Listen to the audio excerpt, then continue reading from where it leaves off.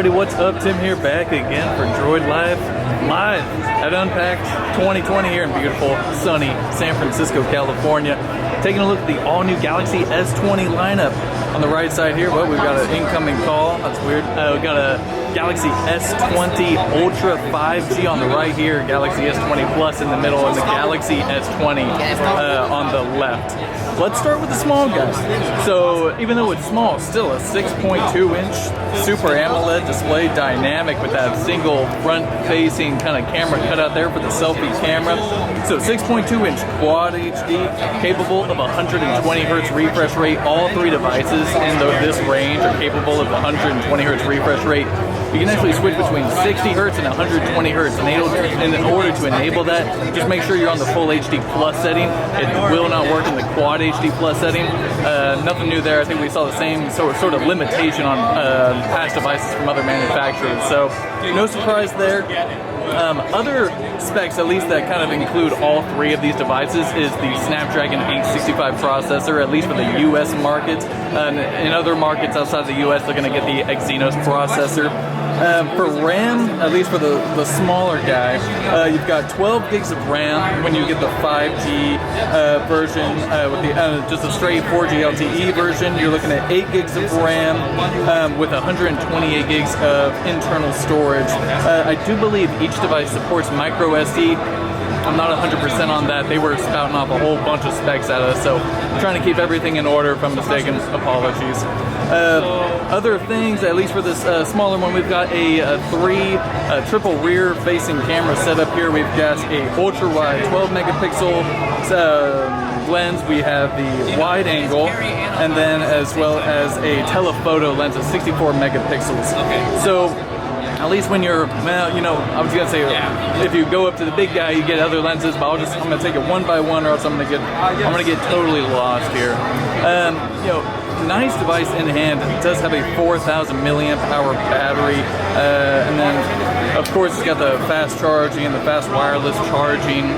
So pretty, for at least being like the smallest device in the line, still has a substantial battery. And then also there's software tweaks as well. So one thing that they highlighted inside of their built-in messages app now, you have built-in Google Duo for contacting your friends or video messaging and all that stuff. Of course, Google Assistant completely built in.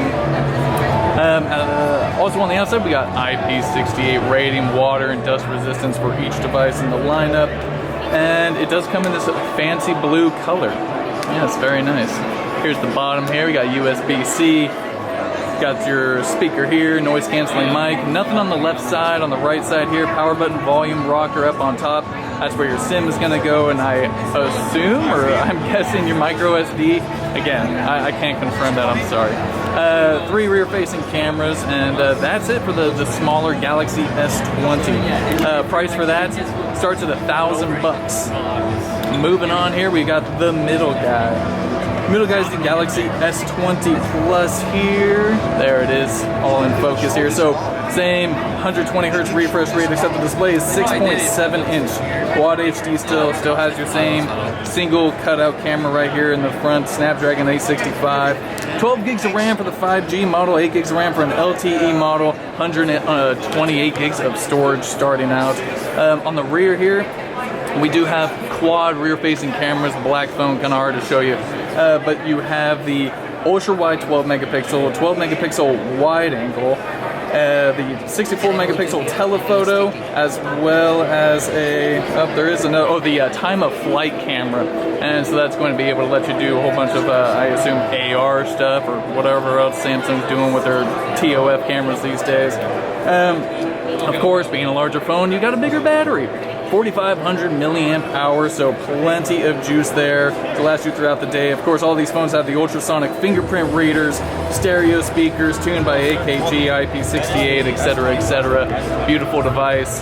This is, of course, black, boring color. Moving on. Let's get to the big boy. So, big boy here, Galaxy S20 Ultra 5G. This thing's no joke. Each device running Android 10, Samsung One UI 2.0, I believe, out of the box for each one of these devices. Oh no, it's another black one. I can't see anything. So specs for the big guy. 6.9-inch Quad HD Plus Dynamic AMOLED Infinity O display, as you can see right here. All certified for HDR10 Plus. That's what the AMOLED Dynamic stands for. That's that HDR support. 120 hertz refresh capable, just like every other model. In this one, so we've got 16 gigs of RAM. That's LPDDR5 RAM, 512 gigs of internal storage. Then there's also a model with 12 gigs of RAM, and then that's the 128 gig, 256 gig storage model. So lots of different kind of combinations for storage and RAM, but this is the one. And if you want everything under the sun, you're going to be getting all that RAM. Massive 5,000 milliamp hour battery. Camera setup is ridiculous, so I know it's kind of hard to see. I apologize, but quad cameras. You've got the ultra wide 12, standard wide angle. You've got the telephoto 48 megapixel. You've got the depth vision. You've got a 40 megapixel front facing camera, but then you've also got this 100x hybrid digital zoom. So 10x optical, and then times that by 10 digital, you've got 100 times digital zoom. They showed it off on stage. They've got a bunch of examples of it, and you know, it doesn't look too bad. Oh, hello everybody. Yeah, should be pretty intense here. I don't know if if I zoom in 100 times, I don't know if it's going to look very good on this, but yeah, there you go.